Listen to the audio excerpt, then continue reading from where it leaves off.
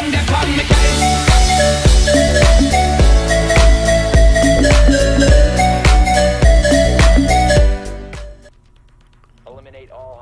what's going on, everyone? Designedcoma here, welcome back. And the gameplay you're watching is something a little bit different. This is some terrorist hunt in the upcoming Rainbow Six Siege.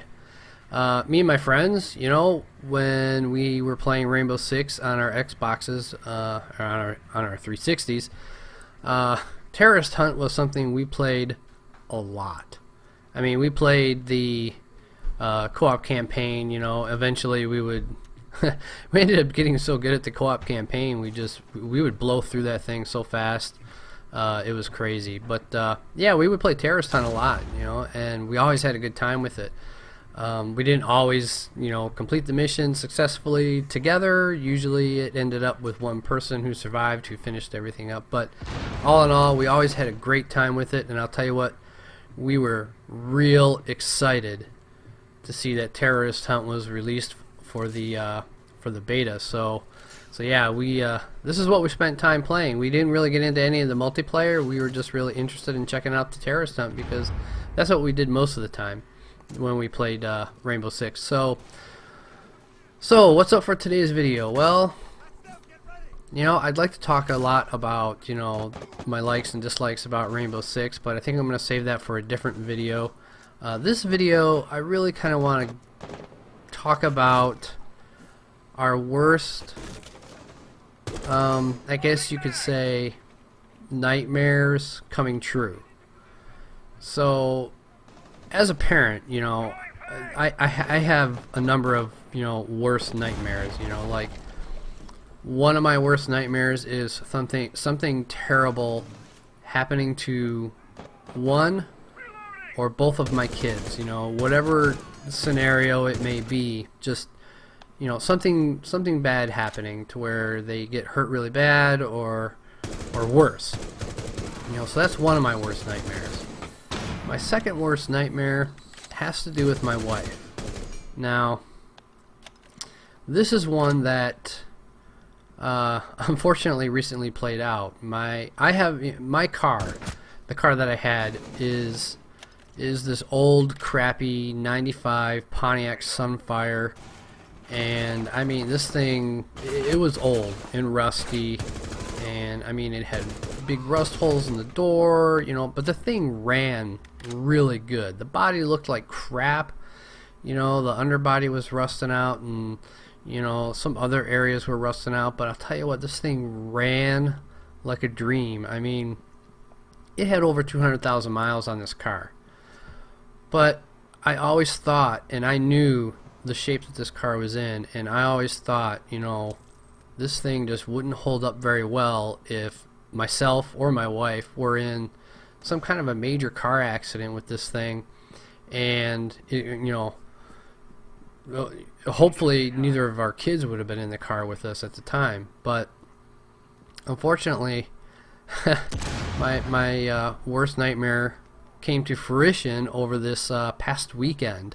I know I put it out there on my Twitter, you know. So Saturday night, my wife was on her way home from one of her events that she was at, and she was coming down one of the roads, and on this road, part of it was closed off for construction, and the last time she had been in that area, they had both sides of this road closed down to all traffic. So there was no traffic coming whatsoever in either direction. So unfortunately, assuming that it was the same, she thought that there was no traffic still, that the whole entire road was closed off. So unfortunately, she was making a left turn, and when she did, that's when she realized there was a car coming from the opposite direction, and of course, you know, the accident happened. Now, thankfully, she was able to walk away, and she managed to call me. But you know, it's one of those things where you get a call like that on your phone, even if it is the person that, you know, if it's your wife or your son or daughter or whoever it might be, calls you and they say they're okay, and they were in an accident. You need to come to this location. This is where it happened. Still, there's this sinking feeling as you're on your way there, because anything can happen from the time that they hang up the phone with you and the time that you arrive.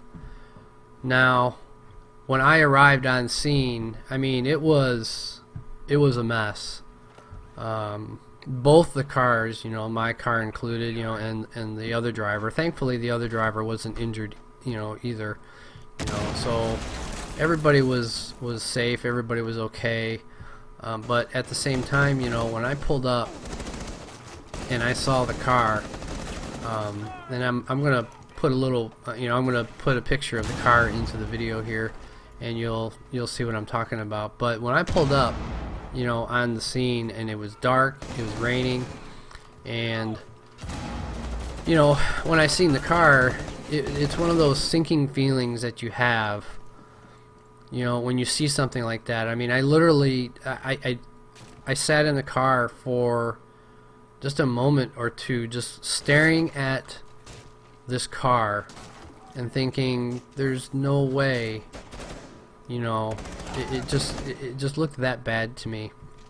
And you know, my wife is everything to me. You know, she's my world. My kids are my world. You know, and you're gonna hear a lot of mothers and fathers, you know, parents say the exact same thing, husbands and wives, you know, but at the same time, you know, it was literally my worst nightmare just playing out right there in front of me, like it was some kind of movie.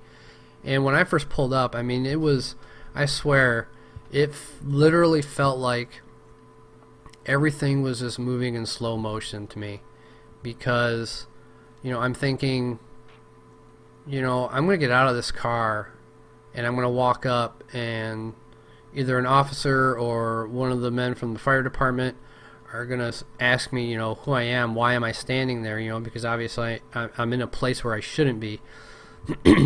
But so as I'm sitting in my car and I'm thinking to myself, you know, of course you're having all the worst things go through your head, you know. It's never a good thing that comes through your head when you're in a situation like that. And when I finally got out of the car and I walked up, and one of the men from the fire department, you know, he pointed at me, and I'm like my wife was the driver of this vehicle, so he walked me over to the ambulance that she was in, and, you know, thankfully everything was okay. You know, I was so thankful that she was safe, that she was alright. You know, she didn't have, you know, there's no serious injuries, you know, or anything like that. Everything is good. But you know, it's one of those things that when you think about these things, these worst case scenarios, these worst nightmares that you think of, you know, at times, you know, and it's always the what ifs. You know, what if something happens to so and so? You know, what would I do? You know, and things like that. And you know, that was my biggest fear as I was driving there, because, like I said, anything can happen between the time that you hang up that phone and you arrive. You know, what if something happened after she hung up the phone? You know, like, it was just, you know, those last few moments waiting to happen, and those could have potentially been the last words, you know, that you have with a loved one and somebody you care about. So you know, I wasn't really expecting to see what I saw when I got there, because this is just one of those scenes that when you see a bad accident and you drive by it finally, because, you know, traffic's moving slowly, and when you finally see the vehicles involved, it was one of those accidents that you look at and you're like, wow, somebody got hurt in this accident, you know. And it's even worse when you see the fact that they have a blanket draped over the door, because usually that means there was a fatality. And thankfully when I got up there, there was definitely no blanket over the car door, you know, where, you know, my wife would have been, obviously, in the driver's seat. So yeah, you know, it just kind of, it was really one of those situations where I've never had a worse nightmare play out like it did this weekend, because that car, as great as it ran, it wasn't exactly the best car. It wasn't the most structurally sound vehicle. You know, it's an old car, and being in Michigan, there's a lot of rust damage, you know, and a lot of salt damage. You know, it's just the way Michigan is, and it just wreaks havoc on our vehicles. It's not so bad now with the newer metals and technologies they have for paint and things like that, but they still rust. You know, salt is salt, and it just tears up your car. So thankfully everything was fine. She was never unconscious. She was never knocked out. The other driver was fine. Pretty much walked away with just a bloody nose. It was a newer driver, and she was only 17. And you know, me, I'm hoping that she's not permanently scarred in a way that to get behind the wheel again. Because you know, when you're that young and you end up in a head-on collision accident like that, yeah, it can really mess with your head for a while. So hopefully everything's good with their family and everything's working out for them. You know, so my wife walked away with a broken hand, 3 broken bones, and everything's going to be fine. It's going to require surgery to, you know, set the bones, and eventually it'll heal up, you know, like it should. You know, and then there's all the aftermath stuff. You know, when everything's done and said, you're home, you know, and one day goes by, that's when everything really starts to flood into your brain. And what I'm talking about is getting the vehicle out of the impound, which of course this car was totaled, so I wasn't even going to bother with that.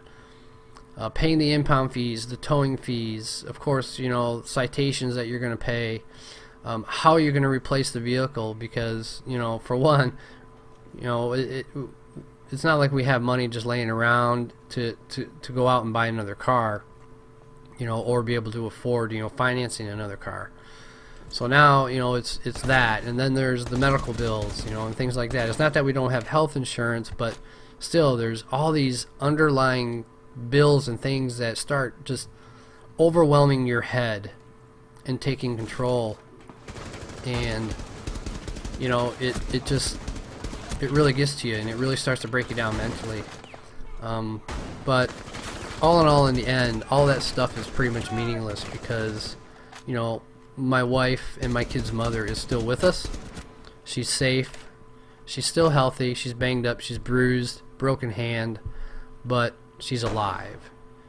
You know, yeah, we're going to have to be shelling out some money here at some point, but in the end, you know, all of that really means nothing to me, as opposed to not having her, you know, with us any longer. And yeah, you know, so that's kind of what's been going on this weekend, and I really wanted to share it because, you know, sometimes we think about our worst nightmares, and for the most part they never come true, and I always hope they never come true.